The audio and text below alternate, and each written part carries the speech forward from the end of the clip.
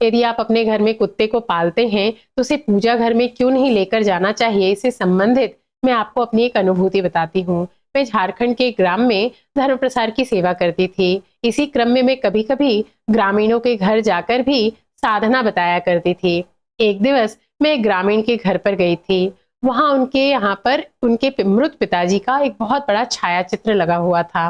तो ऐसे तो देखने में बहुत ही सौम्य और अच्छे लग रहे थे, किंतु जैसे ही मेरी दृष्टि उन पर पड़ी तो मैंने क्या देखा कि वे मुझे जैसे घूर रहे हों। उनके जो नेत्र हैं वे लाल हो रहे हों और उन्हें मेरा वहां पर जाना बिल्कुल भी अच्छा नहीं लगा हो।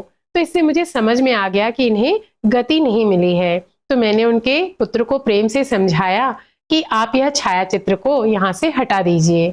तो उन्होंने कहा कि आप कैसी बातें कर रहे हैं, मेरे पिताजी बहुत बड़े कृष्ण भक्त थे, वे सदैव कृष्ण का नाम रटते रहते थे, तो आप इस प्रकार की बातें मत करिए। पितरों के छायाचित्र रखना चाहिए, मैं उन्हें प्रतिदिन आते जाते समय प्रणाम करके जाता हूँ।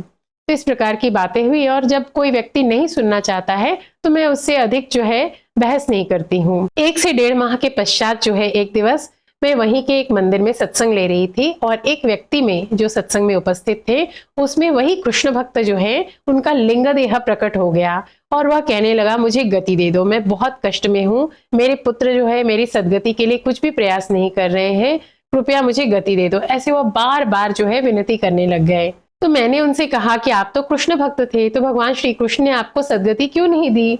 तो उन्होंने कहा कि मेरा नाम जप जो है वो वैखरी वाणी में चल रहा था, मध्यमा वाणी का जो नाम जप है मृत्यु के साथ जाती है। तो मैंने उनसे कहा कि आप तो कुलदेवी की भी पूजा करते थे नित्य, तो आपने कुलदेवी से जो है सदगति क्यों नहीं मांगी? तो उन्होंने एक बहुत ही महत्वपूर्ण बात बताई। उन्होंने कहा कि हमारे घर में जो कुलदेवी का स्थान था वहां पर हमारे पालतू कुत्ते ने जो है एक दिवस शौच कर दिया था। मैंने सोचा कि पालतू कुत्ता है, अतः मैंने इस विषय में अधिक ध्यान नहीं दिया।